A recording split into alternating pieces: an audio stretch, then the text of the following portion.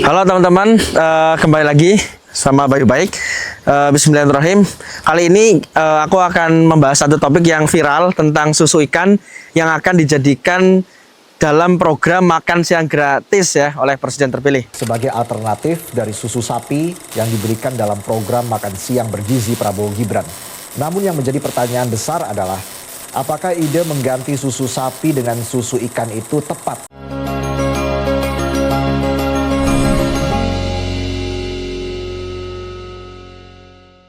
Oke, kita lihat sebenarnya kalau kita belajar tentang makanan ya teman-teman sekalian itu ya. Sebenarnya kalau kita lihat Indonesia itu gudangnya makanan yang real food, makanan utuh seperti ikan, daging, telur, jagung, macam-macam biji-bijian, ya buah-buahan, sayuran. Karena negeri kita tuh tropis. Nah ini buat teman-teman ya, terutama asbologis ya sama customer asbo biar memahami. Jadi dalam ilmu gizi kita perlu paham yang namanya bahan makanan. Kalau Anda mau hidup sehat, Anda harus memahami bahan makanan. Bahan makanan itu yang pertama itu bahan makanan utuh. Jadi makanan real itu makanan yang masih kelihatan bentuknya, masih kelihatan wujudnya. Jadi kalau makan apel berber apel, kalau makan jeruk berber jeruk. Itu yang pertama, itu yang paling bagus. Itu yang pertama. Yang kedua, makanan itu nanti terjadi proses pemasakan. Misalnya ya, daging dimasak ya, diasap atau digoreng atau dikukus, dibuat somai. Itu yang kedua. Jadi gizinya masih bagus. Yang ketiga adalah bahan makanan yang dijadikan bahan bumbu. Seperti ya, air nira untuk bikin gula aren, gula kelapa, dijadikan bumbu ya rempah-rempah itu. Termasuk bikin minyak goreng dari kelapa itu. Nah, baru yang terakhir, bahan makanan ultra proses. Nah, kalau bicara tentang susu ikan itu makanan ultra proses. Jadi dia diekstrak dari ikan, jadi melalui high proses. Nah, kalau buat anak-anak bagusnya makan real food. Contoh makan ikan gabus, ikan lele, makan telur ayam, makan daging, dibuat sup segala macam.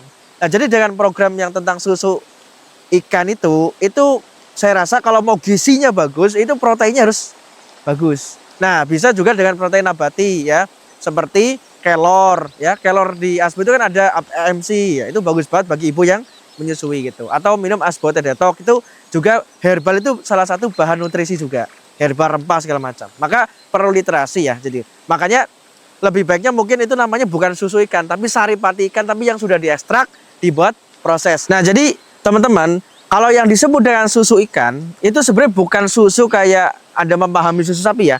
Karena susu itu kan hasil daripada mamalia. Jadi hasil daripada mamalia. Maka dari itu, kalau bicara susu ikan, itu sebetulnya perlu memperbaiki terminologi atau artinya. Makanya tadi saya menyampaikan, kenapa judulnya nggak saripati ikan aja gitu. Jadi hati-hati ya, ini malah justru makanan proses, yang diproses, diekstrak segala macam, yang menggunakan high proses, yang akhirnya itu nutrisi yang harusnya diambil itu sudah banyak yang hilang.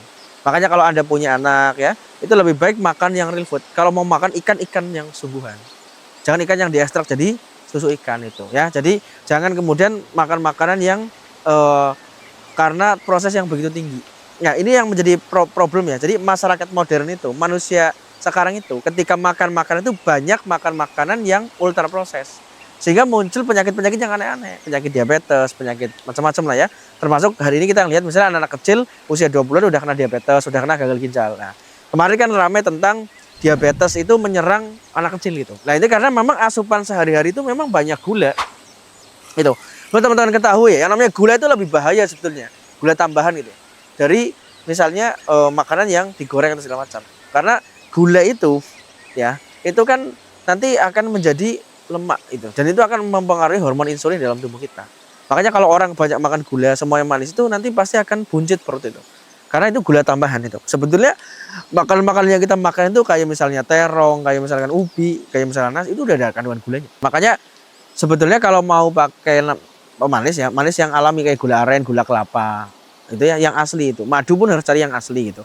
Atau sebenarnya buah-buahan itu kan sudah ada gulanya juga gitu. Makanya ini hari ini penting kita untuk memahami bahan makanan biar hidup kita jauh lebih sehat.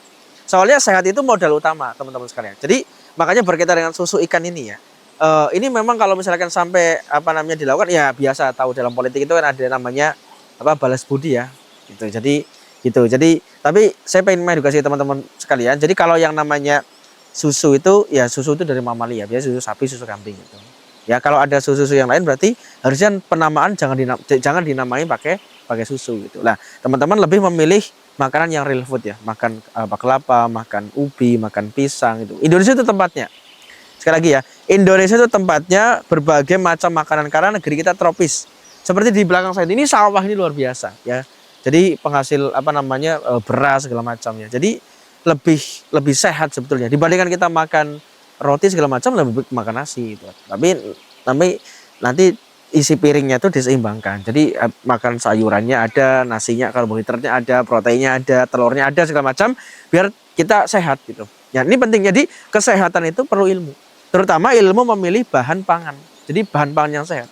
Ya, jadi ini. Nah, ini kan memang sebetulnya harus diedukasi masyarakat. Makanya kita di ASBO itu mengedukasi masyarakat biar hidup sehat. Makanya pentingnya punya keterampilan memilih bahan pangan yang sehat juga.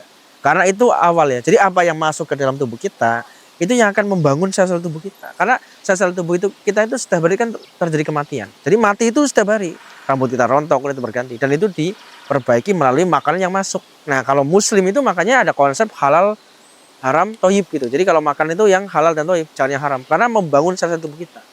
Bahkan kalau ada zat haram masuk ke tubuh kita, ada satu hadis ya, bahwa 40 hari doa kita nggak diijabahi, nggak dikabulkan. Nah, ini pentingnya pemahaman tentang memilih bahan pangan atau bahan makanan yang sehat.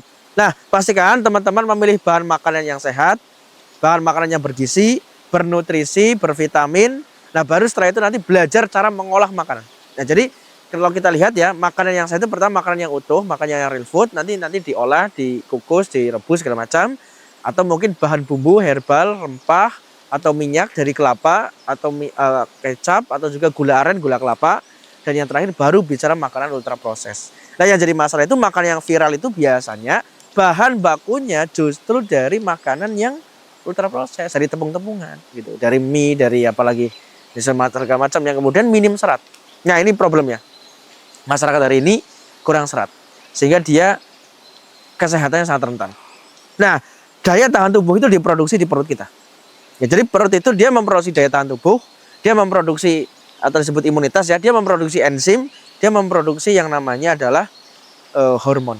Jadi kalau mau perbaiki perutnya. Apa yang masuk dulu? Nah, setelah itu yang kedua adalah pastikan sisa daripada pencernaan itu keluar. Makanya pentingnya ASBO membuat ASBO Teh Detox untuk membantu Anda membersihkan perut. Kalau perutnya udah bagus, maka perut akan memproduksi hormon, akan memproduksi enzim, akan memproduksi daya tahan tubuh juga secara bagus dan Anda akan sehat. Ingat, sehat itu modal apapun untuk Anda mengejar prestasi, mengejar ilmu, ya. Jadi orang yang berilmu kan harus sehat, mengejar sukses karir, mengejar kekayaan. Nah, modalnya sehat. Kalau sehat, pilih ASBO untuk menemani hidup Anda dan menjadi sahabat keluarga sehat. Insya Allah.